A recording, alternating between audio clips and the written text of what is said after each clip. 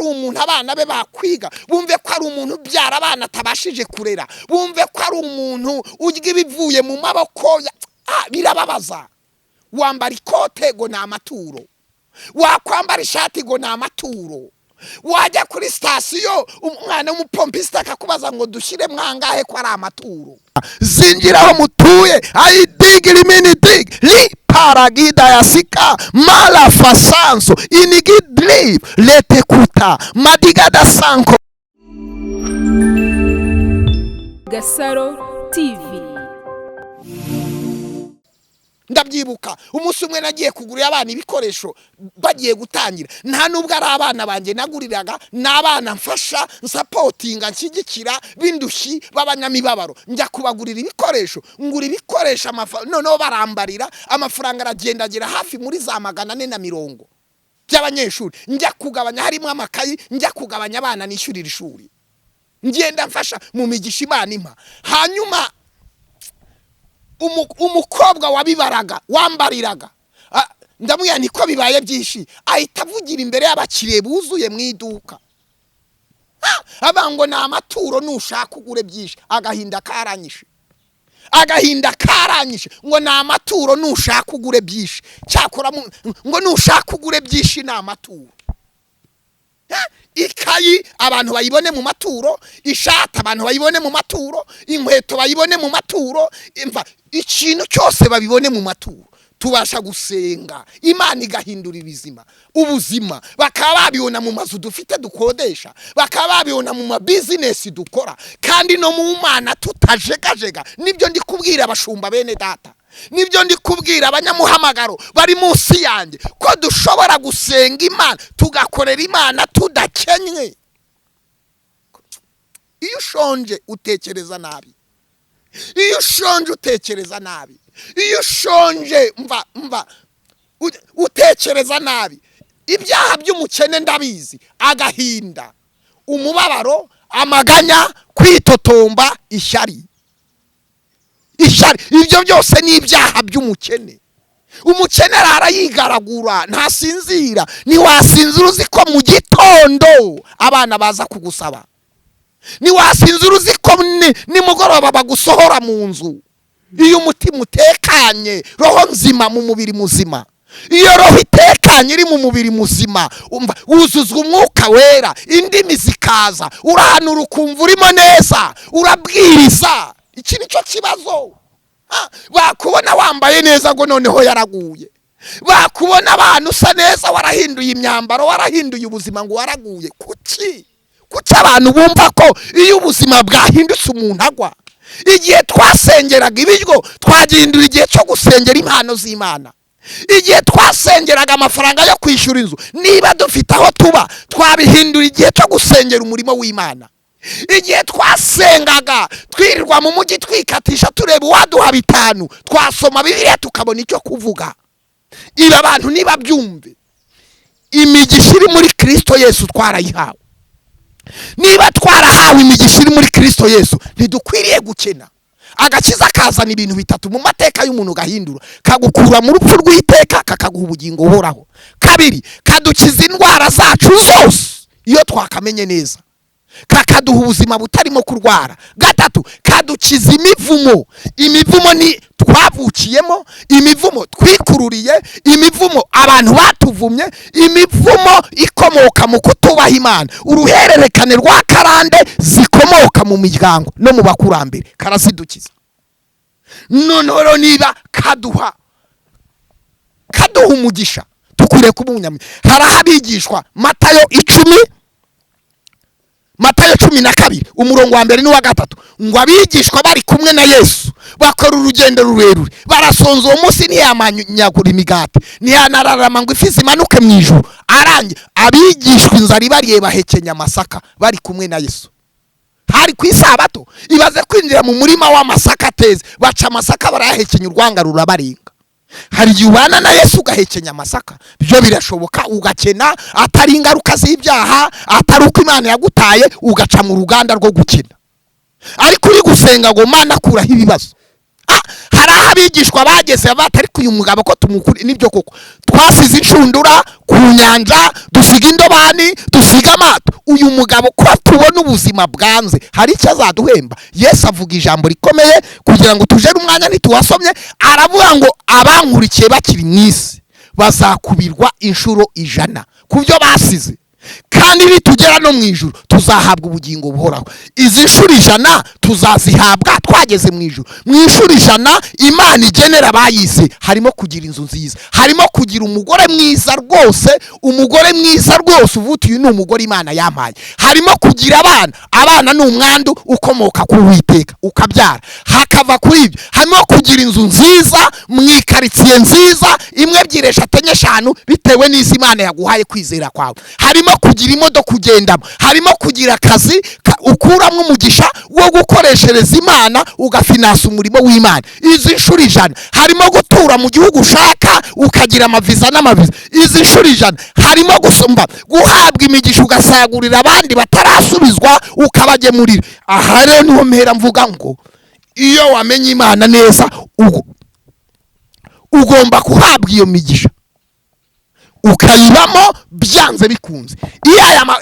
Iyi migisha rero yasohoye haguruka abanzi babona bitagukwiriye.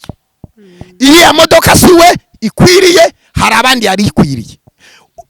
Hamwe n'umuntu ashobora kureba umugore wawe akavuga ngo uyu mugore ntabwo ari we yarakwiriye naka, yareba n'abana bawe akavuga ngo aba bana ntibakwiriye Yongwe, bari bakwiriye naka. Ni beza ariko iyaba batarabyawe na Yongwe. Ibazera ngo ni beza ariko iyaba batarabyawe na Yongwe, iyo Yongwe atababyara ntibari kubaho. Yakubona uri gukorera ku itseta agatangira kugambana uburyo itseta yawe yazakubirindura kuko abona itseta itagukwiriye. Umva, itseta iragukwiriye n'Imana yayiguhaye. Uwo ni umwuka w'iki w'ishyari. Hahandi Imana yakuzamura mu kazi mwaradeporeje rimwe, baguhindura umuyobozi yabo mwinjiye rimwe muri company bakumva bitagukwiriye. Abantu ntibanganya favor, abantu ntibanganya favor, abantu ntibanganya amasengesho, abantu ntibangana mu masengesho, abantu ntibangana mu kwizera, abantu ntibanganya mu mutwe, abantu ntibanganya ubwonko, ntibanganya amayerekwa.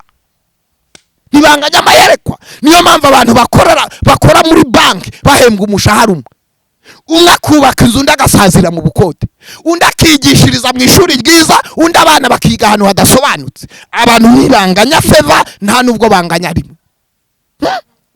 Hari igihe uhura n'umuntu ukamuha wahura n'undi yanagusaba ukumva utamuha. Ibyo urabizi yanagusaba undi ukumva utamu. Ariko hari abantu bafite favor yo guhabwa, abantu bazaza kuri YouTube bose ntabwo bazabaha. Ushobora kujya kuri YouTube udafite favor yo kwakira, ushobora kujya kuri radio udafite favor yo kwakira, ushobora kujya kwirirwa online ukazenguruka amacano yose injara ikagukubita inkweto zigahengama. Ibyo uvuga abantu bakabica amazi, undi yaza yatera indirimbo gusa, yavuga ubuhamya gusa, umuriro ukaka. Umva, imbaraga z'amasengesho yasenze n'ubwiza bw'Imana n'igikundiro yasizwe, ibyo avuze bigakiza abantu bakaguha umugisha bashimwa akaboneka. Abantu ntibamenye ko batasengeye hamwe. No mu kazi rero yahagera abantu bakarwana, bakazana induru, bakazana amatiku, bakavuga amagambo. Uzavuga amagambo ugenda usopanye ariko agira umugisha imbere ya Diregiteri General. Uzavuga amagambo ugenda usopanye ariko agira umugisha imbere ya Minisitiri. Uzavuga amagambo ugenda usopanye agira umugisha ku Bahinde aharangura, agira umugisha muri douane, agira umugisha ahantu hose. Hari umuntu muhura no mu nzira reba ukabona ari ubwiza bw'Imana. Uwo rero akomanze baramukinguye. Hari n'abandi bafite icyangiro, aba nibo nkeneye nkoreye deliverance ayidigiri mini dig. Ibyo akoze byose bikanga, aracuruza bikanga, afite imbaraga arashora bikanga, arashyira mu imbaraga bikanga, arakora amanywa nijoro bikanga. Ni umuvumo yapfumwe, ni karande y'iwabo, ntibikunda. N'abakobwa nuko bigenda. Akaba ni umukobwa ujya muri salo buri munsi, inzara arazicumacuma, arazikora, imisatsi arayiringaniza, amarinete meza azikuyakura, amaso arayatereka, azikubigendera, yarisize utuntu twa hano, yarisize impande zose, azikwiyoyoyo, azi kwitunganya, stile zose arazambara zikugendesha kujyanisha, ariko bamureba bakabona ni kibi, bakabona asize umwanda ku maso, bakabona asizwa amayezi ku maso, ntibamurebe, ntibamwumve, ntibamwemere. Uyu muntu rero akeneye ikiganza cya Apostle Joseph, akorerwe deliverance. Uyu muntu akeneye imbaraga z'Imana zimukoreho kugira ngo feva icyangiro kimuveho, feva y'Imana imuzeho. Iki nicyo tubwira abantu rero. Ni nayo mpamvu no kugirira umuntu ishyari nta kintu byakungura. Iyo rero akandi gace navuga, iyo igihe cy'Imana kigeze abantu bagahaguruka bakugira ishyari, nibwo buryo umuntu aba yinjiye mu cy'Imana yavuze. Imana ikora cyane. Ntabwo umuntu ashobora kuzamuka ngo agere ku rwego rukomeye abantu batamugiriye impaka.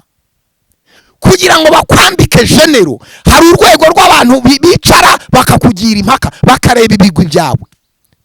Ku rugamba yitwaye gutya, mu kubohoza igihugu yitwaye gutya, yakoze ibi n'ibi, arumva araganduka, ni umunyembaraga, aza akazi, afite lisansi n'iyi, yakoze amahugurwa n'aya, n'indakemwa, arumva nta kode afite. Bakavuga ati wowe ukwiye kuba generali furu kugira ngo umutoza ujye gutoza abandi basirikare. No mu buryo bw'umwuka rero, Imana kugira ngo ikuzamure igukure ku rwego wari uriho, hari amakuru ishingiraho, hari amateka ishingiraho. Ikaba ngo uyu nguyu naramukaranze mu isafuriya yanjye y'ibigeragezo, arasonza arihangana, arakena arihangana, aravugwa arihangana, aba hasi arihangana, arya ubusa arihangana, arasumva abana babirukana mu ishuri arihangana, yimuka inshuro zingana gutya arihangana. Ijuru rigaterana, inama yo mu ijuru, Mwuka Wera n'Imana na Yesu bagaterana, bagashingira ku buhamya ABCD, bakavuga ngo reka uyu tumuzamure, tumukure ku rwego rw'abakene, tumuhindura umukire. Yamenye ibanga ryo gutanga icya-10, yamenye ibanga ryo gutanga amaturo. Ntabwo amafaranga azamugusha, ntabwo imyenda n'ibyo azatunga bizamugusha, byose azabihindura ibyo gutuma izina ryanjye rihabwa icyubahiro. Ngaho aho Imana ihera izamura umuntu. We rero kuko wavuze nk'ibyo avuga, uti nanjye ndashaka kuba generali, ntibikunda. Urabanza uce mu ishuri. Nubona umuntu ari kuvuga ko yariye, tekereza neza ko hari iminsi yabuze ibyo kurya wariye.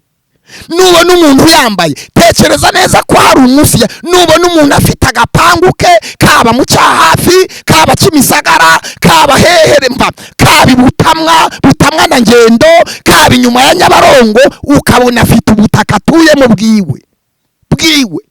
Tekereza ko hari iminsi yabisengeye. Nubona umuntu yicaye muri tagisi y'Ivatire, ibuka ko hari iminsi atagiraga. Mperutse gutwara kera nkigenda na moto, nimvuga gutya bagenda kuri moto, nimuhabwe umugisha muzagura amamodoka. Naganiriye n'umumotari ambwira uburyo yatangiye yiga moto, ambwira uburyo yakoraga 12,000 akajya kwiga moto, ambwira uburyo yapatanye moto n'uburyo yegukanye moto, ambwira uburyo yaje umunsi yabonaga moto yiwe, uburyo yashimye Imana.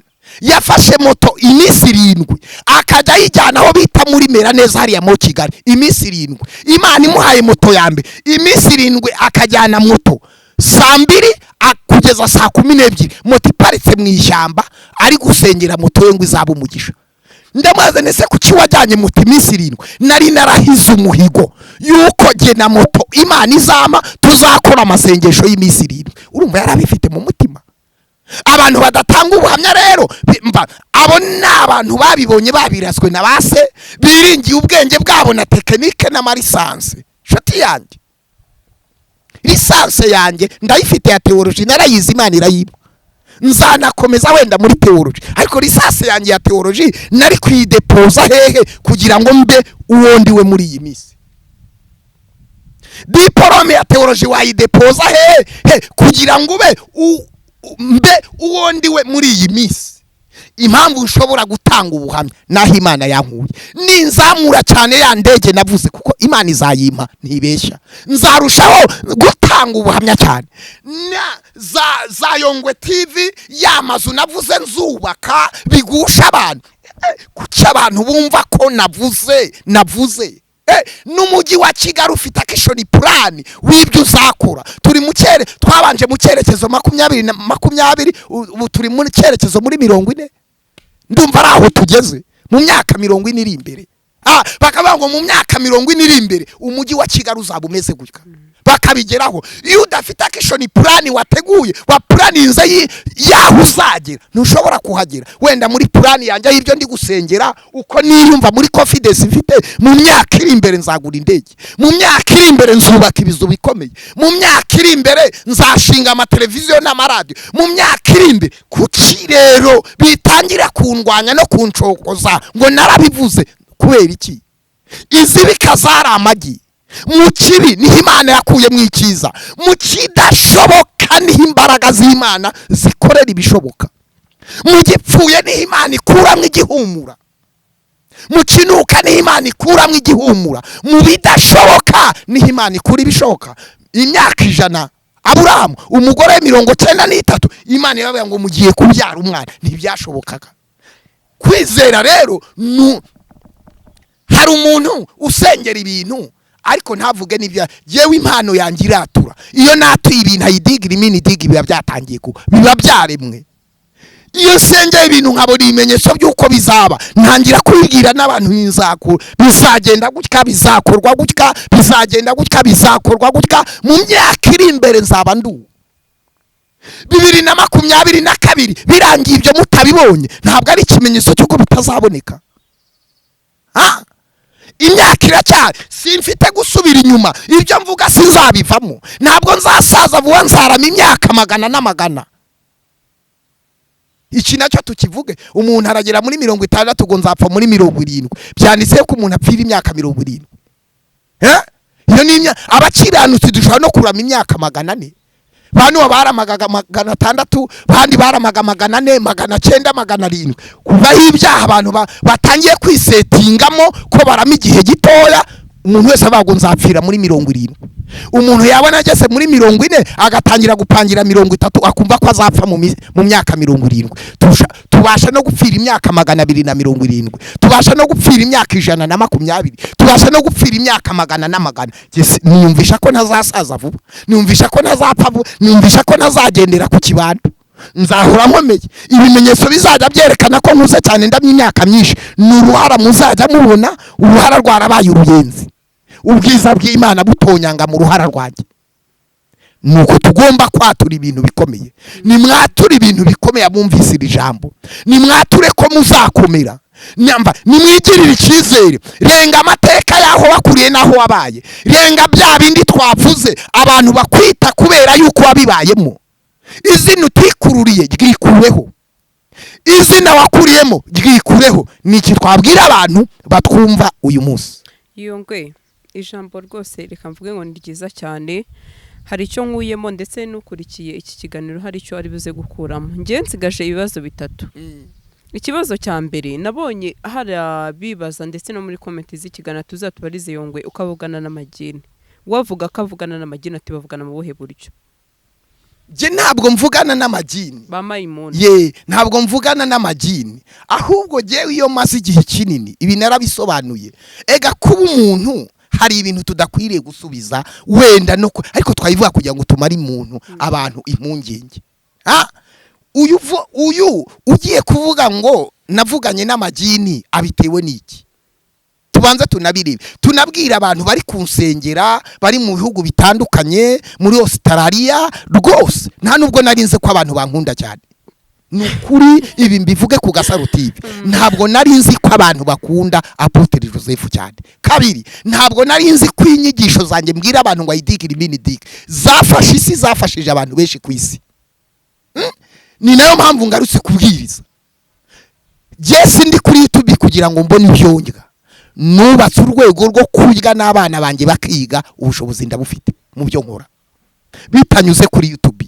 Ariko ntabwo nava kuri YouTube kuko noneho namenye imbaraga z'ibyo mvuga. Nabonye abarira, nabonye abasakuza, nabonye abankomeza, nabonye ama message, nabonye ama audio, nabonye n'abampa amafaranga batikomera mu byeyi. Abo bantu rero ngomba kuguma kubabwiriza ndetse ngiye gukora n'amasengesho mu minsi yo kubasengera, ariko mbabwire nibasengera ibindi bikwirirwa basengera Joseph nta ntambara mfite, nta ntambara mfite rwose, buri muntu wese abyumve. Uwajya rero hari akavuga ngo Joseph avugana n'amagini, none wese ntavugana n'amagini, nawe avugana n'amagini. Iyo turi kwirukana abadayimoni ni imyuka ivuga, baravuga ngo twebwe ngo turi 500, turi 600, turi 700. Aka kagore umugore ntibamwita akagore, bamwita akagore. Aka kagore twakinjiyemo kubera impamvu izinize. Amagini turavuga ni yari kuva mu bantu, iyo tuyacashe mu izina rya Yesu aravuga akabwejagura akirukanka. Kabiri, iyo maze igihe kinini ndi mu biterane by'ububyutse bya deliverance, nsenya ibicaniro by'abadayimoni, nsenya ibicaniro by'abarozi, cyane cyane ndi kumena amabanga y'abadayimoni, Imana iri kunkoresha abasazi bakira, abagikuzimu, abana abantu bari kubohoka, bari kumena amabanga y'uburyo Satani yatwara. Nibwo njya kumva nkumva amatelefone arampamagaye, nkabona nko muri telefone irasomye, nijwi riba rimeze nk'iry'umuntu. Umuntu arampamagaye ati jewe ndi mayimuna, abo bantu bari gukira n'uburyo uri kudusenya n'ibyo uri gukora ntabwo tuzabyihanganira. Ikuzimu turi mu nama, ikuzimu turi mu nama, turakwisha. Ni mu izina rya Yesu toka Satani kuzimu, agakupa kiruka kuko batinya izina rya Yesu. Ibyo rero ntabwo kuba pasitoro yabishingiraho cyangwa profete cyangwa undi muntu akabikritika, ari kubivuga asenya, ntabwo ari kubivuga yubaka. Icyo wenda kirasobanutse. Hanyuma ikindi kibazo cya kabiri ndakubaza bitatu gusa. Hari wenda ntabwo ndi bumwibandeho cyangwa se muvuga izina, wavuze ati Yongwe twasabanye imbabazi na warazinsabaho yantumiye, atari ku nyuma ibiganiro niwe wasabwe ko byakurwaho. Ibyo ntabwo navuze Yesu, mvuga n'ijambo ry'Imana. Jewe namenye nzi kwihana icyo ari cyo, hanyuma nzi no kubabarira icyo ari cyo. Kabiri, nigisha imbabazi nk'umwigisha w'ijambo ry'Imana. Gatatu, nzi kurenga utuntu n'utundi. Reka tubwire abatwumva ko uriya nta kibazo dufitanye. Uriya yakigira ku giti cye. Jewe ntabwo nasabye imbabazi kuko nta cyaha nakoze. Nundi wahaguruka ukora ibintu bisa nk'ibya Yesu, ashaka kugusha itorero n'abakristo, nzahaguruka. Umuntu wese yahaguruka nubwo yaba minisitiri akaba generali, ashaka gusenya abanyarwanda, umuntu wa mbere wahaguruka ni nyakubahwa Perezida wa Repubulika Paul Kagame, kuko ari umuyobozi w'abanyarwanda. Mu gihugu naho umuntu wahaguruka agakora ibitangaza, ashaka gukora ibitangaza bisa nk'ibya Yesu, ngo ayobye abantu bajye gusenga indi mana itari Imana, ayobye itorero, ayobye abakristo, cyangwa yerekane ko arusha imbaraga abapasitoro batoranijwe n'Imana, cyangwa ko imikorere yiwe irusha imbaraga itorero rya Kristo. Iyo bavuga itorero ntibavuga Hurebu mbere y'umushumba, ntibavuga itorero runaka, ni amatorero abizera bose. Uwo nzamurwanya. Na n'uyu munsi ntihaza kuboneka undi muntu uvuga ngo agiye kurobesha ifi, ngo agiye kuzamuka agire gute, akiyitirira ibintu bya Yesu. Ndagaruka ku mbuga ndavuga ayidigira imini digi, ndagaruka ku mbuga ndavuga. Ntabwo ari ibyo naceceka, ibyo biri mu nshingano zanjye. Polisi y'igihugu ishinzwe umutekano, ingabo z'igihugu zirinda ubusugire bw'u Rwanda, ba potere rero, ba bishop, ba pastor, abahanuzi, ba profete bazi ibyo barimo, bashinzwe umutekano w'abakristo. Nshinzwe umutekano w'abakristo. Hirya rero iyo icyo nicyo nasorezaho, naho ubundi jewe mbabarira umuntu atarasaba imbabazi. Mbabarira umuntu atarasaba imbabazi, hanyuma ibindi ntabwo ari ngombwa kubivugaho. Ibyo ni ibyahanyuze kandi hazanyura n'ibindi. Ariko mu umenya umukristo, ukamenya n'umupagani, ukamenya abagukunda, ukamenya n'abakwanga. Jewe rero nta ntambara mfite rwose, nta nubwo je nshobora kujya kuryama mvuge ngo manu ndinde naka cyangwa ufashe naka. Ibyo bintu rwose bari yambarakariye, bahura n'ibibazo bikomeye. Ahubwo nibatera imbere, nibaguke, nibahindure, bashyireho ingamba zo kubwiriza ubutumwa bwiza, hanyuma aho basenyutse bafata ingamba zo kwiyubaka. Nanjye ndi kwiyubaka, ndi kumbuga rero mbwira abantu ngo nibakomere, ayidigira imini digi gukira ninona, nibakira agahinda bavukanye, nibakira amateka y'ibyo banyuzemo, kandi ibyo babisoze n'abandi boye kubikabya ngo babiremereze cyane. Impamvu ntaremereza ibintega jewe navutse abantu banduka, navutse abantu bantukira ubuhamya bubi, hanyuma nkuraba mfunga nkubitwa nkurira mu kumva iyo ntutse rero birangirira aho ngaho je niyo umuntu dushwanye nubwo yaba ari umugore wanjye tugiranye ikibazo mu minota 20 ndamubwira ni chérie bizu bikaba birarangiye nuko jewe ndangiza ibibazo nta kindi. Ikibazo cya nyuma aho Claude mu kiganiro cy'ubushize yaguvuze ati Apotre Yongwe ndagusuje mu izina rya Yesu ati ndetse nifuza ko twazakora ikiganiro Gasaro ariko tuvuga Imana. Icyo kintu kivuga iki? Jewe mu busanzwe umuntu wese ansabye ibiganiro ko twicara tugakorana ikiganiro mbanza kureba revo yiwe niyanjye ko dukwiriye gukorana ikiganiro. Je ndi Apotre Joseph sibyo ndi intumwa ndi musenyeri nimiswe kuba bishop apostolique. Iyo umuntu akeneye ko dukorana ikiganiro mbanza kumva ikiganiro dukora avuga gute turavuga kwihe titere ibyo tuvuga bimari iki cyangwa tugiye mu mpaka cyangwa ni ati tuvuga Imana ati tutari mu kujimaka ahubwo twicaye tuvuga Imana. Niba akeneye ko dukorana ikiganiro mfite abapasitoro bazagikorana mfite ababishopu bazagikorana mfite abavuga butumwa bazagikorana mfite ba revera na madamu wanjye ni revera pasitoro na Claude numva avuga ko ari revera pasiteri yamushaka bagakorana ikiganiro. Ibiganiro ndi gukora no kwigisha jenyine ntabwo nteganya gukorana ibiganiro nabo. Ubwo muri make arasubijwe noneho kuko nene namubwiye ko nzabigusaba wabyemera igisubizo azacyumva ubwo igisubizo yacyumvishe.